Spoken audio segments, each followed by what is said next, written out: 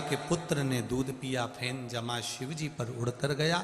भगवान शंकर उसको मारने के लिए आतुर हुए। तभी भगवान शिव जब मारने के लिए आतुर होते हैं तब बहुला गाय उसी समय पर बहुला गाय भगवान शंकर को निगल जाती है। और बहुला गाय जब भगवान शिव को निगली, भगवान शंकर को जब बहुला गाय निगल जाती है, तब सारे देवताओं ने आकर स्तुति करी, प्रार्थना करी, निवेदन किया, क्षमा करें प्रभु, गौ माता आप शिव जी को फिर प्रकट करें। गौ माता के उदर से भगवान शंकर प्रकट होते हैं। भगवान शिव नंदीश्वर के रूप में संसार में पूजा है। एक बहुला गाय अपने पुत्र के लिए भगवान शिव को निगल गई थी। एक माता पार्वती जब कार्तिकेय जी को भूख लगी, गणेश जी को भूख लगी, अशोक सुंदरी को, जया, विषहरा, सामदी बारी, दौतली को भूख लगी, तब भगवान शिव को माता पार्वती निगल गई थी। तब माता पार्वती ने शंकर जी को फिर अपने नासिका से बाहर धूम्र के रूप में निकाला था, तो शिव जी का नाम ध्रुमवान हुआ था और माता पार्वती का नाम ध्रुमावती हुआ था। शिव कथा कह रही है, भगवान शंकर का गुणगान कर रहा है,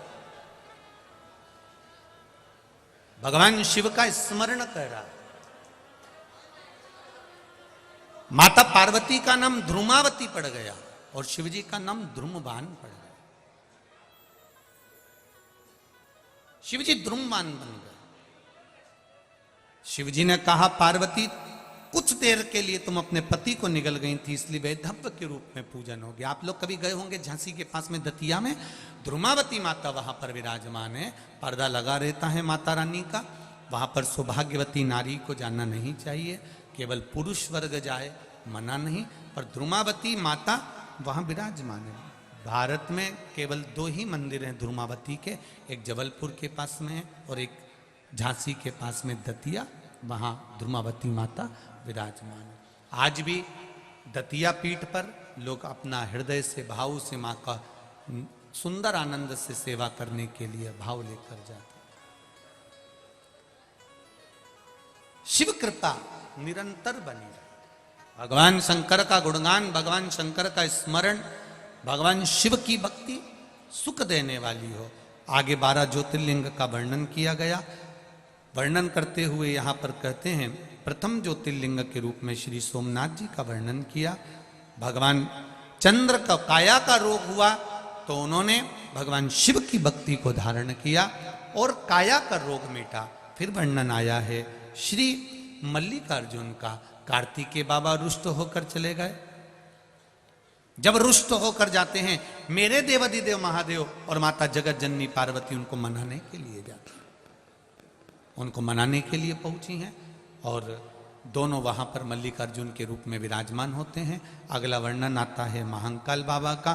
दूषण नाम के राक्षस का संहार करने के लिए भगवान कालाधिपति महाकाल बनकर विराजमान, महाकालेश्वर बनकर। दूषण नाम के राक्षस को वर था कि ये 84 रूप धारण कर सकता है। तो देवताओं ने शिव जी से पूछा, आप इसको कैसे मारोगे? शंकर भगवान बोले कि मैं 84 रूप नहीं रख सकता, पर मेरी बहन जिसका नाम है छिप्रिया, जिसको लोग आजकल छिपरा कहते हैं, मेरी बहन छिप्रिया अगर चाहे कि तो दूषण मर सकता, दूषण मर सकता है। छिपरा जी से जाकर कहा, दूषण नाम के राक्षस को मारना है। तो छिपरिया जी ने कहा, मैं आ जाऊंगी, कोई दिक्कत नहीं है। जैसे ही उसका रक्त गिरेगा मैं पानी बनकर रक्त को धो दूंगी, वो राक्षस प्रकट ही नहीं होगा। छिपरिया जी को आने में देरी हो गई और दूषण नाम का राक्षस मर गया, उसका रक्त टपका, 84 जगह पर रक्त गिरा, 84 राक्षस उत्पन्न हो गए। शिव जी ने कहा, मुश्किल है इसको मारना। छिपरिया ने अपने भाई के 84 टुकड़े कर दिए महादेव के जब 84 टुकड़े हुए तो 84 टुकड़े बनकर महादेव प्रकट हो गए और दूषण नाम के राक्षस के जो 84 रूप थे उनका संहार कर दिया। 84 रूप में मेरे देवाधिदेव महादेव उज्जैन में विराजमान हो गए, जिनको 84 महादेव कहा जाता है और शिव महाकाल के रूप में विराजमान है। 4 अप्रैल से 10 अप्रैल तक उज्जैन नगर में शिव महापुराण की कथा और 84 महादेव के दर्शन यात्रा रहेगी। निशुल्क है, सब आप लोग प्रेम से पधारें और आनंद लें, भाव के साथ में वहां रहकर कथा भी सुने, महाकाल राजा का दर्शन भी करें, क्षिप्रा मैया का स्नान भी करें और 84 महादेव की यात्रा भी करें, शिव जी की यात्रा। अपन सब आनंद के साथ देवाधिदेव महादेव की उस नगरी का आनंद लेंगे भक्ति के साथ। दूषण नाम के राक्षस का संहार कर महाकाल के रूप में प्रकट हुए। अगला वर्णन आता है श्री ओमकारेश्वर बाबा का। विंध्य नामक पर्वत ने तप किया और विंध्य नामक पर्वत ने तप कर भगवान शिव को स्वीकार, भगवान ओमकारेश्वर के रूप में विराजित। अगला वर्णन है श्री केदारनाथ जी का। नर नारायण ने तप कर भगवान को प्राप्त किया। फिर वर्णन आया है श्री भीमा शंकर। कुंभकर्ण की धर्म पत्नी थी करकटी, करकटी का पुत्र था भीम, जिसने देवताओं के मंदिर तोड़ना प्रारंभ कर दिए थे। जब मंदिर टूटने लगते हैं, विचित्र होने लगते हैं, जब दुराचारी दुष्ट लोग मंदिर पर आक्रमण करते हैं और मंदिर को विच्छेद कर देते हैं, मंदिर को तोड़ देते हैं, तब कहीं ना कहीं हमारा शिव किसी ना किसी को प्रकट कर स्वयं के रूप में प्रकट होकर उस मंदिर का फिर निर्माण करना प्रारंभ कर देते हैं। ये निश्चित।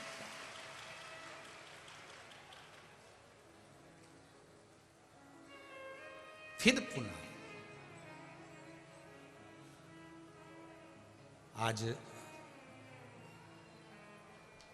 अयोध्या की पावन धरा पर पुनः जो राम जी का मंदिर बन रहा है, उसके लिए यहाँ की शासन प्रशासन को बहुत बहुत साधुवाद का, आदरणीय मुख्यमंत्री जी को भी बहुत बहुत साधुवाद का है, धन्यवाद है। प्रधानमंत्री जी को भी धन्यवाद है, जिन्होंने इस राम मंदिर का सुंदर शिलालेख रखकर अपने जीवन की सार्थकता प्रकट करी है। बहुत बहुत साधुवाद। आनंद की अनुभूति है। जहां अवध में राम बैठ रहे हैं, उससे बढ़कर कोई सुख नहीं। बहुत बहुत साधुवाद। आगे वर्णन आया, शिव महापुराण की कथा कह रही है, भगवान शंकर का गुणगान कर रहा है। भीम का संहार करने के लिए भगवान प्रकट होकर भीम का संहार करा, भीमा शंकर नाम हो गया। अगला वर्णन आया है काशी विश्वनाथ जी का। मनु शत्रुपा ने तप कर भगवान शंकर को प्रकट किया, भगवान विश्वनाथ जी के रूप में विराजमान हो जाते हैं। अगला वर्णन आया है त्र्यंबकेश्वर बाबा का। गौतम बाबा पर गौ हत्या का दोष लगता, एक ऋषिवर पर, एक गुरुवर पर भी। बहुत ज्ञानी से ज्ञानी श्री गौतम बाबा थे, अपने आश्रम में रहते थे। दुनिया के लोगों ने उन पर भी दोष लगा दिया। विद्वानों ने गणेश जी को गाय बनाया और गणेश जी को गाय बनाकर कहा कि तुम गौतम ऋषि के आश्रम में जाकर प्राणों को त्यागो। गणेश जी कहते कितना बड़ा पाप कर रहे हो, तुम भी संत, तुम भी साधु, तुम भी सन्यासी, तुम भी साधु, तुम भी तपस्वी, तुम भी विद्वान, और गौतम बाबा पर गौ हत्या का दोष लगा रहे हो। गौतम बाबा पर गौ हत्या का दोष लगना चाहिए, जिससे हम इनको यहां से भगा दें। जाओ। गणेश जी कहने में आ गए और गौ बनकर गौतम ऋषि बाबा के आश्रम में प्राणों को त्याग दिए। सारे नगर के जितने भी विद्वत थे, उन्होंने कह दिया गौतम ऋषि पापी हैं, उन्होंने गौ हत्या करी है, उनको नगर से निकाल दो। धक्के मारकर निकाल दिया गौतम बाबा को। गौतम ऋषि की आंख में जल था, मैंने ऐसा कुछ नहीं करा। पर सब जब एकत्रित हो गए, एक के ऊपर दोषारोपण कर दिया। गौतम बाबा चुप हो गए, पर अहिल्या माता चुप नहीं हुई। गौतम ऋषि की धर्म पत्नी ने तप करा, साधना करी, शिव जी को राजी करा। ब्रह्मा विष्णु महेश तीनों प्रकट हो गए और तीनों ने प्रकट होकर कह दिया ये गौहत्या नहीं है, ये गौमाता की हत्या नहीं करी गई है। तीनों प्रकट, ये गौमाता की हत्या नहीं है, तीनों प्रकट। महाराज जब तीनों प्रकट हुए, ब्रह्मा विष्णु महेश, भगवान त्र्यंबकेश्वर के रूप में विराजमान हुए और गौतम बाबा की रक्षा करिए। अगला वर्णन आता है श्री वैद्यनाथ जी का। रावण भगवान शिव के स्वरूप को, शिवलिंग को लेकर जा रहा था, लघु शंका लगने पर भूमि पर छोड़ देता है। तब भगवान वैद्यनाथ जी के रूप में विराजमान हो जाते हैं। अगला वर्णन आया है नागेश्वर भगवान का। दारुक नाम के राक्षस का संहार करने के लिए भगवान नागेश्वर के रूप में विराजमान। पहले भी कहा, आज फिर कहते हैं, अगर स्वप्न में कहीं सर्प नजर आते हैं तो पत्ते के ऊपर जया, विषहरा, श्यामलीवारी, दौतली और देव, इनका गुणगान कर कर लाल चंदन या पीले चंदन से सर्प जैसी आकृति पत्ते पर बना ली जाती है और उस पत्ते को शिवजी पे चढ़ाने के बाद जल में विसर्जन कर दिया जाता है तो स्वप्न में सर्प दिखना बंद हो जाते हैं। स्वप्न में जो सर्प आते हैं वो दिखना बंद हो जाते हैं। भगवान नागेश्वर का स्मरण। अगला वर्णन आया है रामेश्वरम का। राम जी महाराज जब लंका पर चढ़ाई करने गए तब भगवान शिव के शिवलिंग का पूजन कर कर, उनका स्मरण कर कर गए। भगवान रामेश्वर के रूप में विराजित, रामेश्वरम के रूप में विराजते हैं। अगला वर्णन है कृष्णेश्वर भगवान का।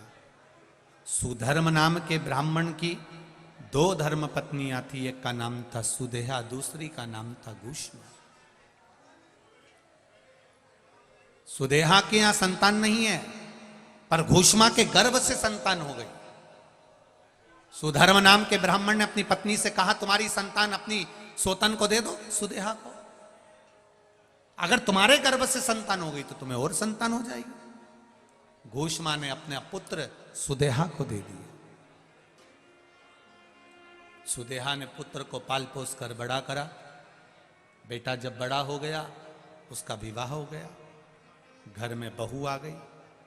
बहू आई तो उसको मालूम पड़ा कि मेरी असली सास तो सुदेहा है ही नहीं, मेरी असली सास तो घूष्मा है। जब मेरी असली सास घूष्मा है तो मैं सुदेहा को क्यों पूछूं? उसने सुदेहा को पूछना बंद कर दिया। सुदेहा को एक दिन क्रोध आ गया और सुदेहा ने मन में विचार करा कि बताओ, मेरी बहू होकर मुझे नहीं पूछ रही और घूष्मा को पूछ रही है। बहू गई थी मायके, बेटा सो रहा था। सुदेहा ने तलवार उठाकर बेटे के टुकड़े टुकड़े कर दिए, कपड़े में बांधा, तालाब में फेंकिए।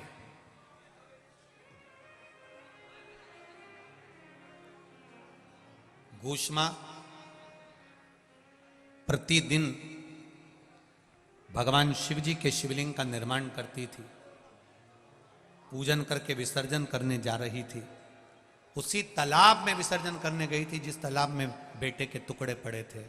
बाबा से कहा, भोलेनाथ, बेटे को देखे हुए बहुत समय हो गया, ना जाने मेरा बेटा कहाँ चले गया।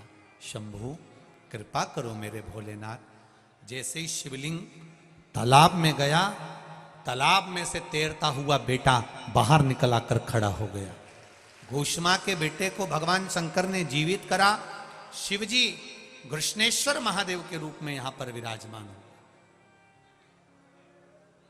ऐसा 12 ज्योतिर्लिंग का चरित्र तुमरुका जी ने चंचुला देवी को सुनाया है। पति प्रेत योनि में पड़ा था, वो छूट गया है। बिंदु प्रेत योनि से छूटा, देव योनि को प्राप्त हुआ। चंचुला देवी की आंख में जल भरा था कि मैं विधवा हूं, मैं बेधव्य।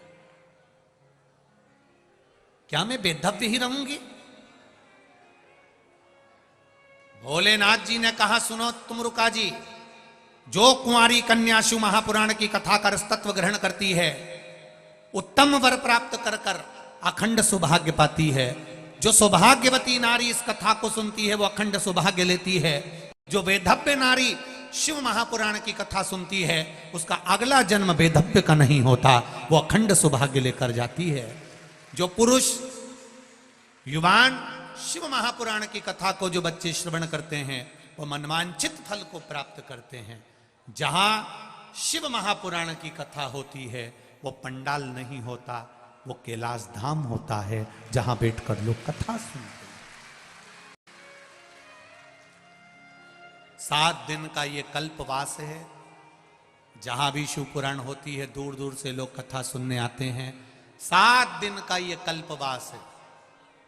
जैसे आप लोग प्रयागराज में जाकर रहते हैं माघ महीने में, काशी जाकर रहते हैं कार्तिक महीने में, उसी तरह आप लोग ये कल्पवास जो 7 दिन का शिव महापुराण है ये कैलाश में आकर रहते हो 7 दिन के लिए।